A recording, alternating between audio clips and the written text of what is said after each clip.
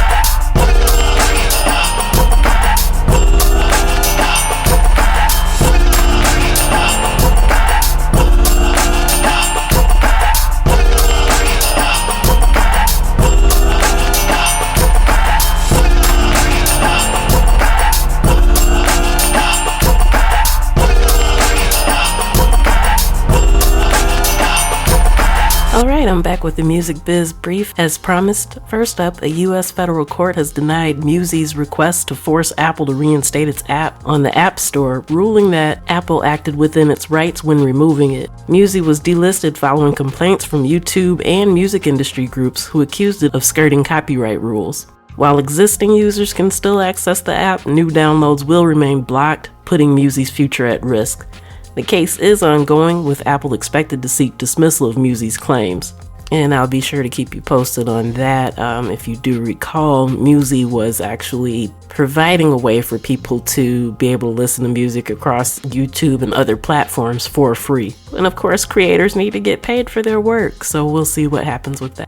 Alright, next up, Save the Music is officially going independent as Paramount Global ends its financial support after nearly 30 years. The nonprofit was known for its efforts to fund music education in public schools, and it has now launched a $10 million endowment to sustain its mission. While Save the Music once relied on high-profile TV moments, it now focuses on long-term community investments. With major donors like Amazon, TikTok, and Mackenzie Scott, nearly $4 million has already been raised.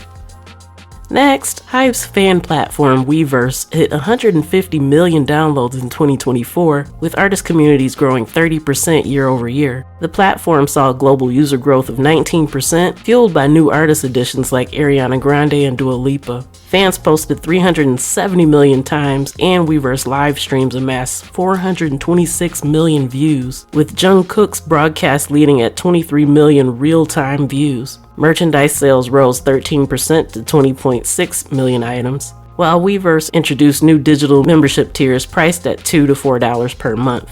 Hype sees growing competition in the superfan space as a positive for expanding the market. Okay, and a new report from the Canadian Live Music Association highlights a concerning trend for the industry. Budget-conscious fans are becoming more selective about shows and spending less at venues. Rising ticket prices for major acts are leaving less room for smaller events, while younger audiences are drinking less, which is cutting into venue revenues. Last-minute ticket buying also adds unpredictability. Despite these challenges, Canada hosted nearly 19,000 live music events in 2023, contributing $10.92 billion to GDP. Some independent artists are adapting by scaling down touring costs, emphasizing the need for industry-wide collaboration and support.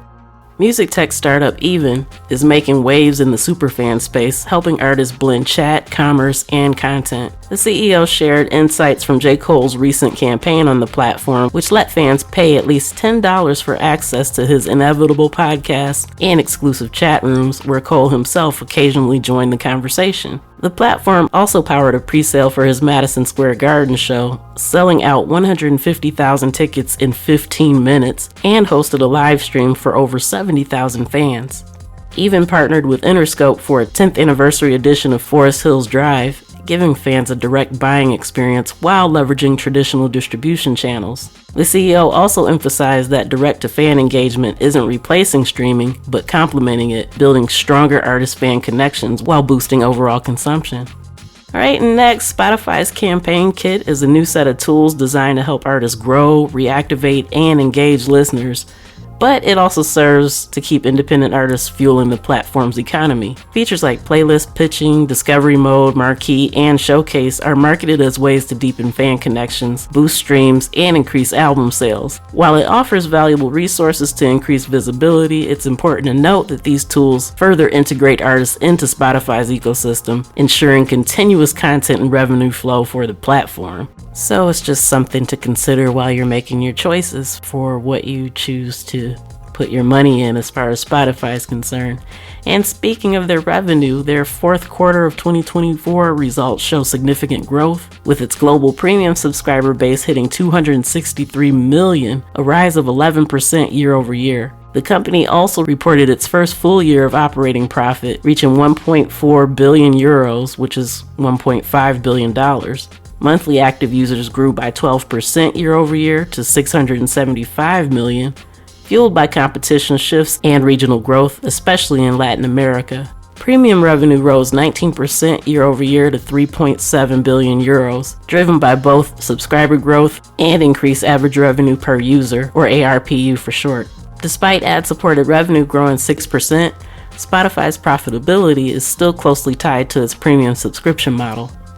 And the National Music Publishers Association, or the NMPA for short, has launched a major takedown action against Spotify, accusing the platform of ignoring widespread copyright violations in its hosted podcasts. The initial wave targets over 2,500 infringements, with more takedowns to follow. The NMPA claims Spotify has long been aware of unlicensed music and podcasts, but failed to act. Spotify dismissed the move as a press stunt and said it will remove content where appropriate. So, this latest dispute adds to the ongoing tensions between Spotify and publishers over songwriter compensation and licensing practices. And there's a little bit more on that coming later. Alright, next up, a recent U.S. court ruling could have major implications for songwriters reclaiming rights to their music.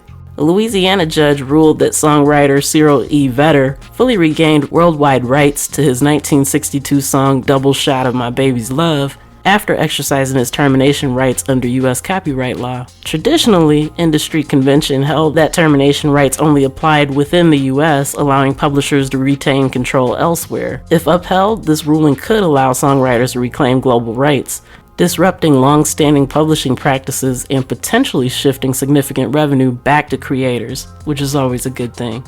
Alright, these final bits of news all have to do with Warner Music Group. First up, they acquired a controlling stake in Tempo Music Investments, valuing the catalog-focused company at over $450 million. Former owner Providence Equity Partners retains a minority stake. Tempo's catalog includes works tied to artists like Wiz Khalifa, with many songwriters also signed to Warner Chappell. This marks Warner's largest acquisition under CEO Robert Kinkle, and signals a focus on music IP ownership. Warner sees the deal as a strategic expansion of its administration and distribution reach, boosting long-term revenue. Also, as promised, the more on that later, is Warner Music Group and Spotify have signed a new multi-year licensing deal that overrides Spotify's controversial bundling payment structure, which previously cut mechanical royalties for songwriters in the US. This follows a similar agreement between Universal Music Group and Spotify last month. The deal includes expanded direct licensing with Warner Chappell Music and promises new fan experiences, subscription tiers, and content bundles. Warner says the agreement is a step toward better alignment with rights holders and streaming platforms, aiming to increase music's value and industry innovation. And finally, Warner Music Group and Audiomack have expanded their licensing deal to 47 new countries, including parts of Europe, Africa, and the Caribbean. Originally covering the US, Canada, and select African nations, the deal now extends to markets like the UK, Germany, Mexico, and the UAE. Audiomack, a key player in the Afrobeats rise, aims to boost global music discovery, while Warner Music Group sees the partnership as a way to connect artists with fans worldwide. Alright, and that's all for the Music Biz Brief. I'm going to take a quick pause for the cause, and then I'll be back with my special guest, Fabian James, right after this. Keep it live.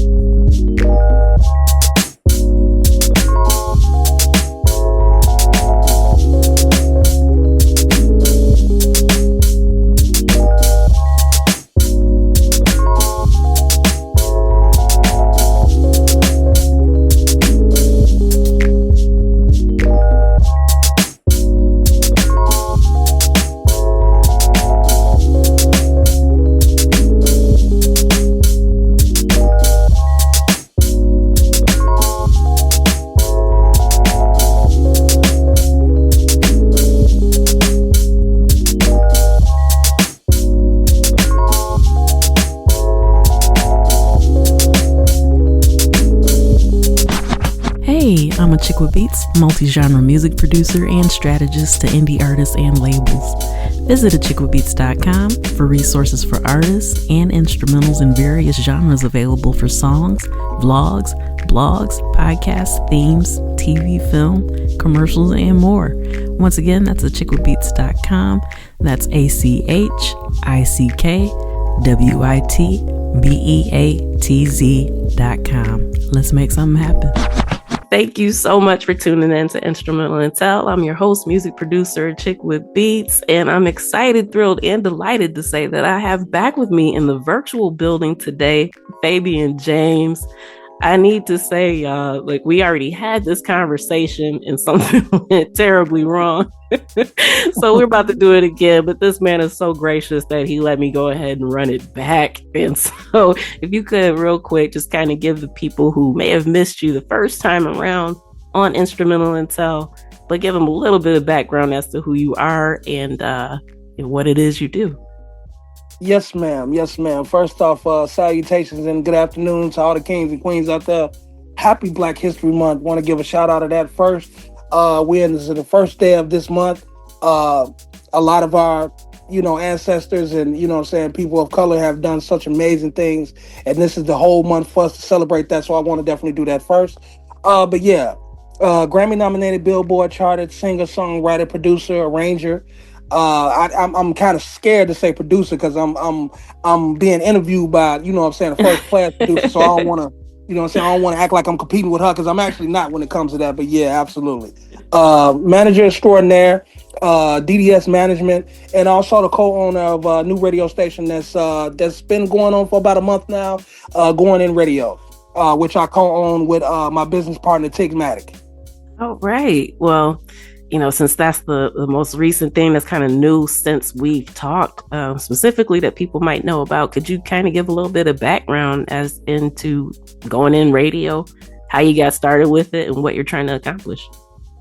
Yes, absolutely. Well, Going In Radio was it was a brainchild that was brought upon by my business partner Tigmatic. Me and him was both with a situation with another radio station. I don't want to mention the name, but they kind of played us, so to speak, on some things and whatnot. They sold us some dreams and it came out to be something other than that. So when we got from up under that situation, Tigmatic brought it to my attention that, he came up with this idea like, Fabe, with your connections and the people that the people that you talk to on the daily and the people that I talk to and the people that I've met in my time of doing my podcast show, why don't we just put our heads together, pause, and start a radio station? So I was like, I got to sleep on it a little bit. I got to, kind of, because I got a lot going on. You know what I'm saying? I'm not trying to brag. I'm blessed, but at the same time, radio station is a big responsibility, and I wanted to be sure that that was a weight I could carry. So I told him, I'll sleep on it, meditate on it, pray on it, which is what I do with everything that I do. And of course, talk to my wife about it before I make the decision.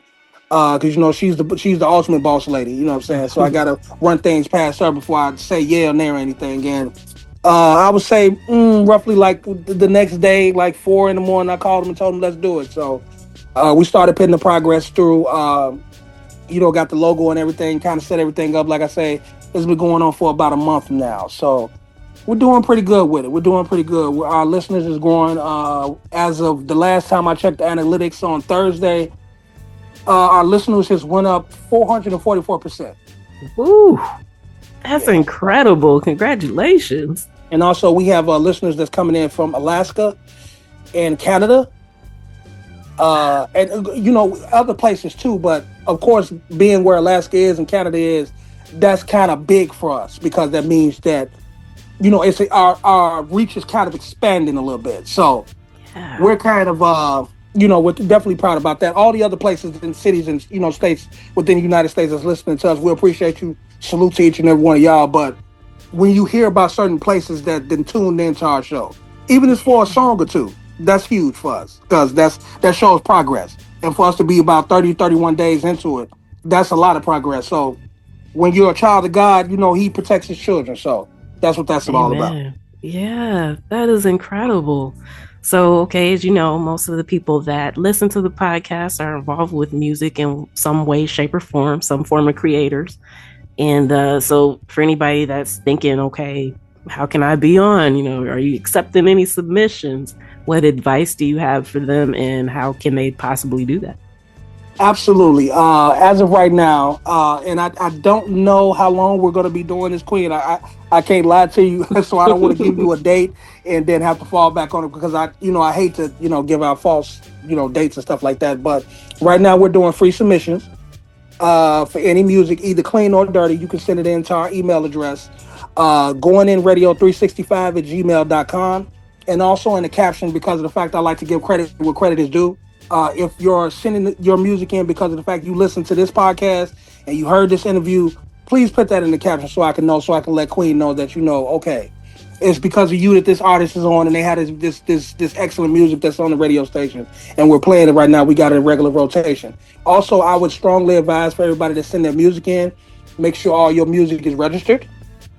So that way you can get, what you need from the spins and stuff like that, because it's not just about people hearing your music. You also want to collect what you need to collect off your creativity. So you don't want to do anything unless you're agreeing to do something for charity purposes or what have you. And in a lot of cases, a lot of people take advantage of that, but that's a different story for a different day. But, whenever you're doing something creative or whenever you're doing anything, you want to be properly compensated for it. So just make sure it's that. But definitely send your music in. We'll listen to it. We'll let you know what we think about it. We'll spin it.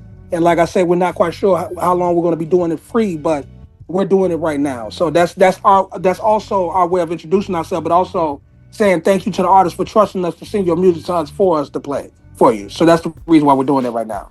Yes. Are there specific genres that you're kind of highlighting right now? We're looking for everything. Gospel music, jazz music. I had to kind of go back and forth a little bit with my business partner about it because I'm a big rock fan as well. My favorite all-time rock group is Queen. So, anything that got Freddie Mercury on it, I'm playing it. I had no idea. That's awesome. Yeah, I love Queen.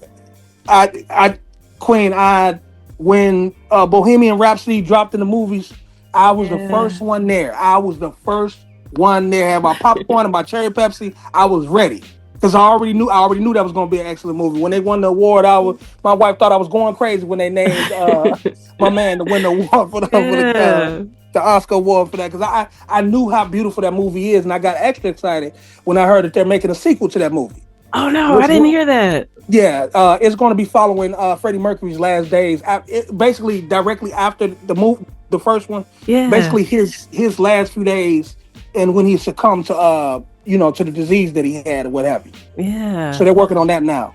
Okay, no, I didn't know that. And yeah, that was a phenomenal film. Great movie. Great movie. Phenomenal band. So yeah, I feel you on that. So talented. Okay, so you accepting some of everything right now. That's awesome, because like I said, a lot of the listeners kind of do a little bit of everything, kind of eclectic. So yeah, even I guess in general, even if it's not specifically for your station, but since you now own a station, do you have some advice on some do's and don'ts when artists submit music in general? Well, we're only doing it because as of right now, we're not affiliated with anybody, but within the next, I would say within the next 90 days, we'll be affiliated with iHeartRadio, so we won't be able to accept any music with any profanity on it. But that's bringing me exactly to my point. When you submit music to radio stations, you don't want to have any kind of profanity in it at any point in time. They will not listen to your music. If they hear it, they're going to stop it. They're not going to play it. And a lot of them not even going to let you know the reason why they're not playing it. They're just not going to play it. So you want to make sure that all your music is clean. You want to, when you go into the studio or you record, and I tell my artists this, so trust me, this isn't, something I'm just telling y'all. I tell my artists this too. When you go into the studio and record something, I get it. You want to get everything off your brain on the record, but at the same time, have that engineer figure out some alternative words for them curse words, or figure out some creative way for it to be kind of etched out or whatnot. Just make sure that you have a radio edit before you leave out of that studio. After the mixer and the mastering is done, make sure you have radio edits for it. And also for those artists, me and Queen kind of talked about this off the interview, but how people feel like that the DJs is a dying art, and I want to say to that, I don't know what fool told y'all that, because the DJs is still the medium between our artists and the industry. Yeah. Because DJs still breaking records out here. I managed a DJ for 6 years. DJ Reese, shout out to my boy DJ Reese, the official DJ for Lil Durk and Tink. He broke Lil Durk's record. L's up. You know what I'm saying? So he broke his record in the club. And you know, I'm not going to necessarily say he was 1,000% directly the reason why Durk broke, you know what I'm saying, became the artist that he became. And you know what I'm saying, free Lil Durk till it's backwards. I know he's going through some time right now. He's definitely in my thoughts and prayers. I met that brother a couple of times. Very good brother, very good brother. But at the same time, if it wasn't for Reese playing his music, a lot of people wouldn't have got up on it. And he wouldn't have gained the momentum that he gained. So a DJ is a vessel. Anything that deals with the music, you have to, the DJs, the podcasters, the radio hosts, the radio station, stuff like that, all of those are what you call a Voltron. It all creates one big thing. So you have to utilize those to example. And I just hate this microwave age that we in where people want to just go straight to something and they don't want to put in the work. I say a person that says that the DJ is a dying art form, that's because of the fact that y'all lazy and y'all don't want to do the footwork. That's what it's all about. You know, ingratiate yourselves with the DJs. Go to these places where you know your favorite DJ is going to be at. Introduce yourself to them. Ingratiate yourself to them. Because one thing I know for a fact about a DJ, because I manage one, they don't like when you just run up on them and just push music in their face. Because that makes them feel like they're a machine. Right. Play my record. And that DJs, you gotta. I know this is gonna sound kind of crazy, but it's kind of right on time given the fact we're in the month of Valentine's Day. You gotta date them a little bit. You know what I'm saying? You gotta talk to them a little bit. You know, how you doing, DJ? How's it going? You again? Yeah. You saw me the last 3 places you was at. Yeah, how you doing? I'm actually an artist. I actually have some music to submit to you. Do you mind giving me your email address or your social media or your IG? You know what I'm saying? So you gotta do that. You gotta put the work in. You gotta put the work in. I trust me. I'm speaking from experience. I know how this works. Because the DJ will take your music from and they won't play it. So that's what I'm saying. Like you're kind of at the mercy of the DJ, but you ingratiate yourself with them. They understand how this goes. They understand what this is about. But if you're showing gratitude and appreciation to them, a lot of them will do more good for you than bad. Absolutely. So never eliminate anything in the conquest of you getting to the Grammys, because that's what a lot of people want to do. They want to be there. They want their music to be heard. They want the music to be, moved to. They want their music to be touched by. In order for you to do that, you have to follow the proper steps in order to do that.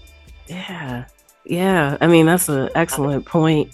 DJs are so important to music culture. And I think that the people who feel like it's a dying art form, they're only watching what they've seen like on mainstream where they show, I don't want to call anybody out in particular, but the person who messed up at Coachella that one time or like one of those major festivals.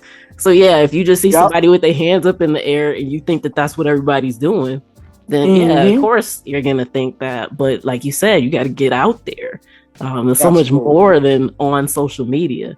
So to actually be making those contacts in person, you can actually see how rich that is. And because I owe a lot to a lot of DJs who have spun my music in places that I've never been. So that's the only reason why I've been in those places where I can see, okay, my son's been Shazam in South Africa, but that's because of the DJs. I don't know anybody there personally, but the DJs are doing it. You know what I mean? Right. So, Right. Yeah. And like you said, DJs go everywhere. DJs get booked everywhere. Like, Sean Mack, which is a very good friend of mine here in Chicago. He's world renowned at this point. DJ Sean Mack, he get booked to go to Puerto Rico, Cancun. He goes all kind of different places in DJ. And if he plays a lot of his, especially his Chicago artists, he plays a lot of his Chicago artist music while he's all in all these different places. So just like Queen said, can you imagine somebody in a country you've never been, people you've never met before, you never laid eyes on, is hearing something that you created on your own? Yeah. That's a beautiful feeling. Trust me. I got to have a Grammy nomination. And everybody, I walk past people, walk around people, and I hear certain songs that, that they listen to, that I had a part in being created. And I get emotional sometimes. I'm not gonna lie to you. I'm tougher than tough, but I still have a soft part to me. So I get a little emotional sometimes because it's like, I was part of that process. I still remember being in the studio. I still remember us joking. I still remember us being tired, but we couldn't go to sleep because he wouldn't let us get out of the studio until the song was completed. You know what I'm saying? I that process. putting the grind and work in, and it didn't come overnight. Like I said, I'm not going to mention the artist's name on the show, but Queen know whose it is and whatnot. Yes. And he was, when it came to music, he was very, very strict. He was very, very strict. A lot of people throw a lot of different names out. No, he was passionate. He was passionate about his music, very passionate about his music, and his music had to be as close to perfect as possibly could before he would even consider putting it on his record. So imagine the type of hours and the type of, take 52. You know what I'm saying? Like, I'm gonna throw all of y'all out of here. You know what I'm saying? So you had to go through that, but it's cool if you know what I'm saying. If you're built for it, you can take it. Yeah. You know what I'm saying? And you have to understand that it's hard working to it. I'm on a podcast with one of the premier producers that I've ever ran across. And I know for a fact that it took time for her to perfect her craft in order for her to be the type of producer that she is. She didn't just wake up one day, you know what? I'm gonna be a producer. No, she had to put work into it. Yeah. That means looking into things, researching things, practicing things. That didn't sound right. Let me do it again. So you got to put the work in. It's not going to come overnight. Trust me. This stuff y'all see on social media, it's a facade. Right. And I know a lot of people ain't going to tell you this. Let Uncle Fabe be keep it 1,000 with y'all. It's a facade. Well, a lot of stuff that y'all see is a product of a lot of hard work. We just make it look easy. Right. It's so funny that you actually mentioned research, because not a lot of people think about that, especially when it comes to production. But that's what I had to do, like, because I didn't know how to operate a lot of stuff. But I mean, of course, I like pressing buttons and whatnot, so I could figure some stuff out. But most of it, I had to go find it. And yeah, it's you're right. A lot of people see stuff one way and they don't recognize that they actually have to work to get to the position that they want to be. And that's another reason why I think jealousy is so weird, because it's like you can't be mad at somebody for doing the work that you didn't want to do if they're getting the results that you want. You got to go after it and do it. It's the jealousy thing, because this industry is so, I love it with everything in me, but I love it because of the fact that I love music first and foremost. Like, music is, I know a lot of people talk about music, and I feel like Queen is like this as well. Music is in me. Like, everything that I do, I have to implement music in it. If I'm cleaning the house, there has to be music on. If I'm going over my emails and text messages, there has to be some music on. When I'm doing this, when I'm doing that, I have to be listening to music. And if music isn't playing, music is in my head. I'm always thinking of ideas, things to write, things to arrange, and stuff like that, which is, to some people be like, yeah, you a nerd and stuff like that. But it's like, when it's in you, it never leaves you. It's always there with you. But, it's also something that has to be developed as well.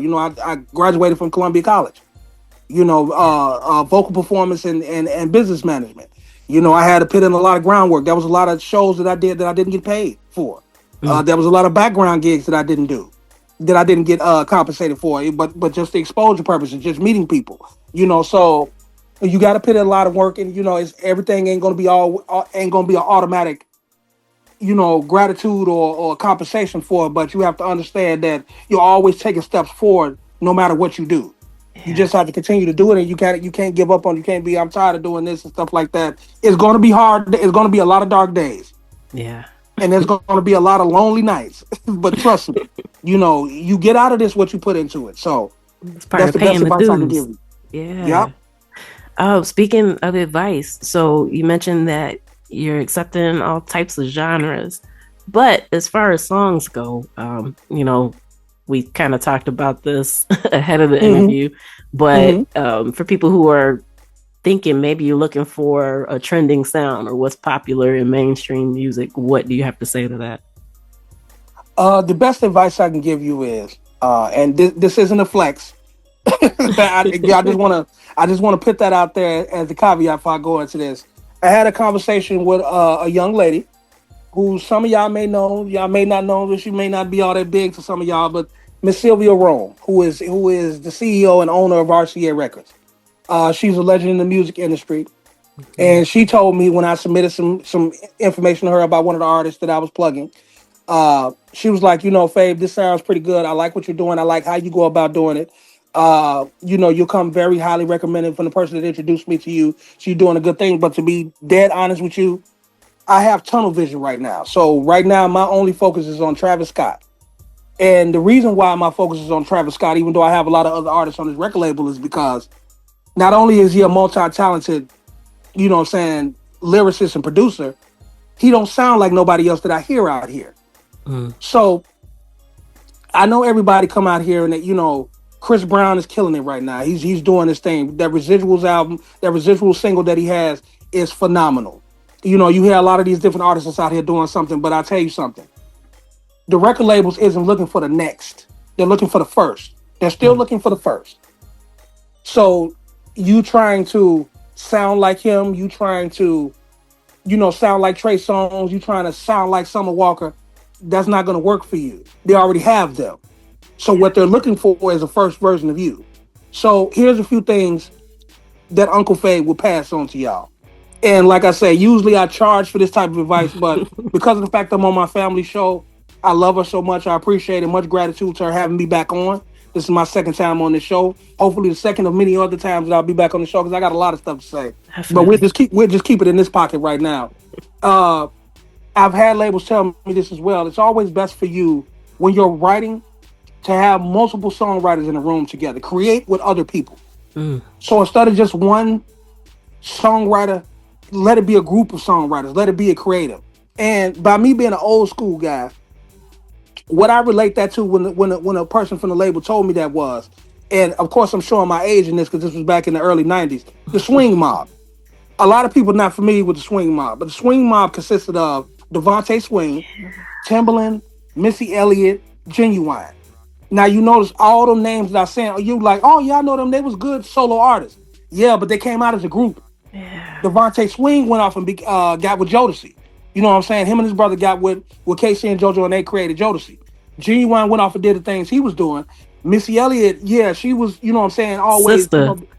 Exactly. Doing features and stuff with people and stuff like that, but then she went off and did her own thing. And we all know what Timbaland doing because he's still doing it. Yeah. But it all started out as creative, and it wasn't necessarily a group. It was just a bunch of creators in a room together making dope, hot music. So that's what it comes from. So that's a lot of things that labels would recommend that artists do. Just be a group of y'all in a room together, sitting down and writing things. I have artists that I manage reach out to me for advice on certain things, like how does this note sounds with this? How does this wordplay sound and what it is I'm saying right there? And it gets kind of inconvenient at times because of the fact I'm so busy doing so many things. But I appreciate the fact that they're doing that because that's what I'm here for. I don't do this for personal gratification. I do this because I feel like this is what I was put here to do. I feel like God placed me in these positions. I'm going to get a little religious for a minute. So for those that's, don't necessarily rock with my creative, whatnot, I'm not going to be on it too long, but I just feel like this is something I was meant to do. Yeah. I felt like I was brought here to be a sounding board for the people that don't necessarily know exactly what to do in this industry, know how to do it, and know how to be a part of it. So that's my mission here. So it may come across as an inconvenience from time to time because I have so many things going on with me, but at the same time, like I told Queen before we went into this interview, I can't ask the Lord to bless me and then complain about my cup running over. Mm-hmm. And if you have me as one of your soldiers down here fighting your battle for you, then that's what comes with it. Because at the end of the day, regardless of how tired I get, I'll never get as tired as him and what he had to go through in order for me to be here. Right. So that's, Yeah. And to recognize, like, he gave you the talents for a reason. And absolutely. Accept it. I just saw somebody say earlier, like, I know I got this. I want to make sure that when I leave empty. You don't want to be sitting on no gifts. Yeah. Lord, you got I want the gas tank to be under the E sign. Right. I don't want to take nothing with me when I leave here. So right. That's what it's all about. That's what it's all about. Reach one, teach one. Yes. And I was taught that in elementary school. So I'm not going to tell my age on here, but that was years and years ago. You know what I'm saying? Yeah. So, okay, you already dropped so many gems. And yes, thank you for not charging everybody for all the wisdom that you gave. Right. So, yeah. But I also want to say, when you had mentioned that about collaborating with songwriters, as far as just writing a song and seeking out collaborators, that's not something that has ever occurred to me. So it's different if like maybe I got a song and I write a little something, then I might say, hey, do you want to hop on this? But as far as actually sitting down writing with someone, that did not occur to me before you said it. And so it's kind of interesting to know that that's what some of the labels are looking for, but it kind of makes sense to have multiple perspectives. So do you have any advice for anybody that, you know, might want to take you up on that and how they can seek out collaborators to kind of come up with something different and shake them out of their routine? What I would strongly advise in, like, it sounds a little bit creepish when I first say it, but let me articulate behind it. Stalk people's pages, stalk other singers and rappers' pages, and just kind of, People do it pay anyway. attention. Yeah, exactly. So you might as well have purpose for doing it instead Right. of doing it without no purpose involved with it at all. But yeah, just look at other singers and other people that's kind of in your thing, and just kind of hit their DM like, hey, look, I'm doing this. I see that you're doing that. First of all, man, respect for what it is you got going on. Of course, always ingratiate yourself with the people that you're reaching out to. You don't want to come across, because you have to be a people person when you're dealing with people. So you have to always keep that in mind. You don't want to just bum rush somebody's DM like somebody DM me earlier today. Can you manage me? Okay. First off, what do you do? You know what I'm saying? So it's like, I'm not necessarily what you would call a people person. I'll admit that. I'm a queen, I already know that, but I'm telling y'all, I'll admit that. But at the same time, I do understand that has to be part of what it is that I do because of the fact of I'm dealing with a lot of different things. So I have to talk to people. I have to deal with people. I have to answer phone calls. I have to take phone calls. I have to make phone calls, stuff like that. So you just have to learn how to read the room. You have to learn how to deal with people. So it's all about your presentation to them, but just sit down and work with people. And the best advice I can give from it is you don't want to necessarily have somebody that you're sitting down writing music with that sounds exactly like you. You want it to be something a little bit different that you're adding to the table. And the example that I would make is, I can't say the name of the album because I don't want to curse on here, but Jacquees and Dej Loaf have their second album that they're working on together, and it's phenomenal. I heard I'm affiliated with Jacquees' management team, and I've known Dej Loaf since she first came out. So I was able to get again. This isn't a flex. I don't want people to. This dude was on an instrumental Intel bragging. You know what I'm saying? I don't want it to be that. I'm just blessed. People send me things all the time. Music and all kind of stuff like that. But shout out to my Scorpio sister, Nicole Carruthers, who's on the management staff with Jacquees. So I'm able to get a lot of his music before it's released. I'm able to hear a lot of things that he has going on, where he's going to be at a concert, stuff like that. So that's just a connection through the industry or whatever. But I got a hold of the album, and it's phenomenal. One of the reasons why I feel like it's phenomenal is because everybody knows who Jacquees is. They know the type of voice that he has. He's an amazing artist. I wouldn't give him the moniker King of R&B. I think that title is still reserved for somebody else. But I do feel like he's definitely making a name for himself in this industry. He's definitely doing amazing things over there. But what makes the album so phenomenal is the fact that he's bringing what he brings to the table. But Dej Loaf ain't running. She ain't back. You could tell she didn't back up from him in the studio either. And she's bringing home spice to it. And she's a dope artist in and of herself. You know what I'm saying? But because of the fact they're so different from each other in the way they bring across the music, that's what makes the music so phenomenal.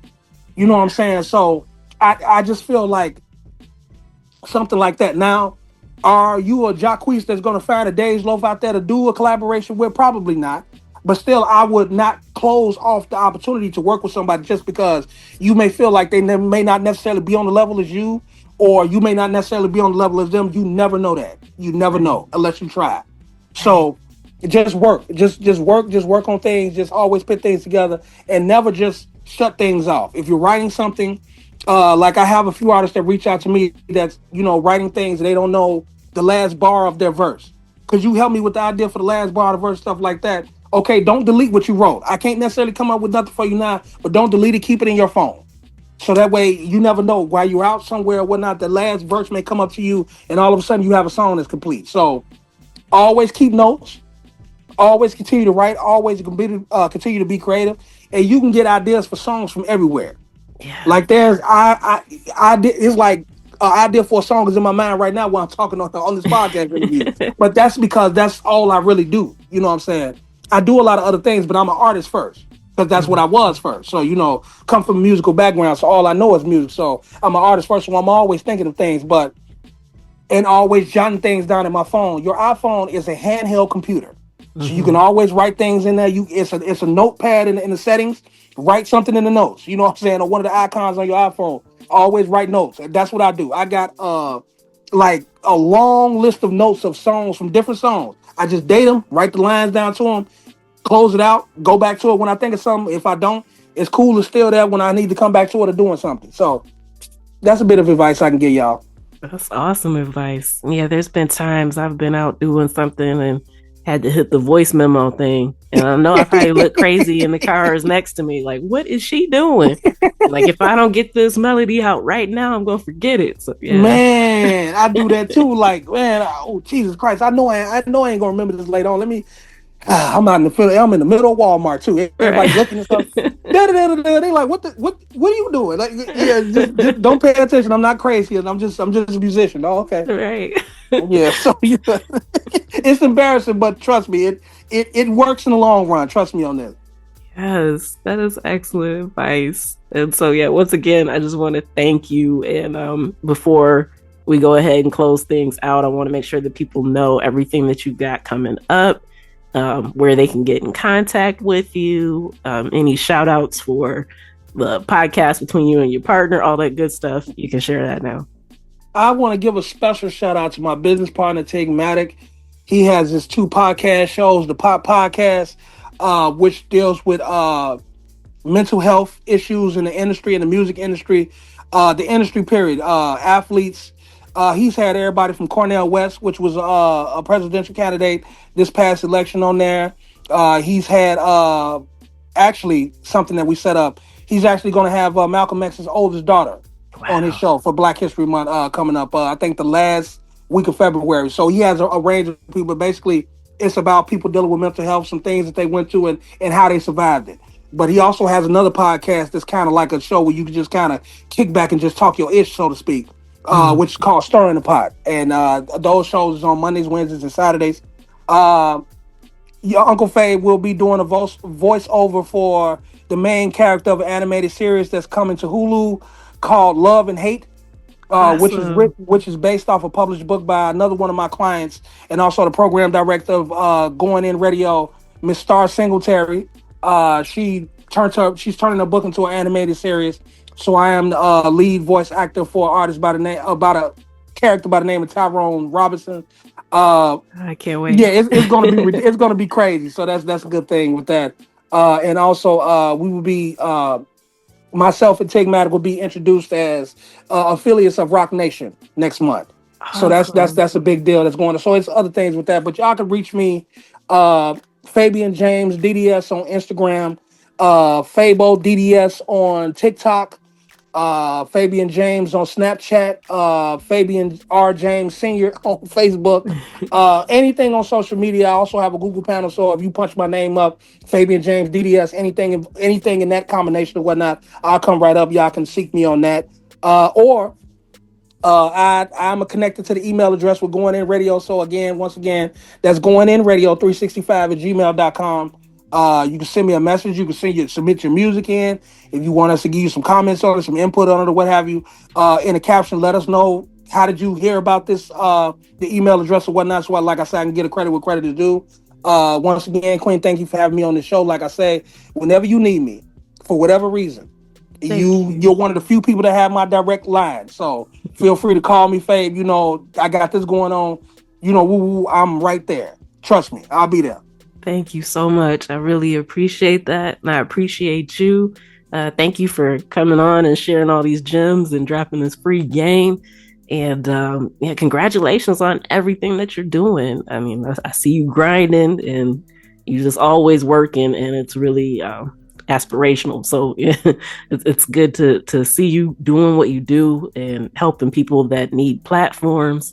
And yeah, just salute to you. Hats off, all that good stuff. So yeah, of course you're gonna keep doing what you're doing. It's in you, but yeah, I see you and I salute you.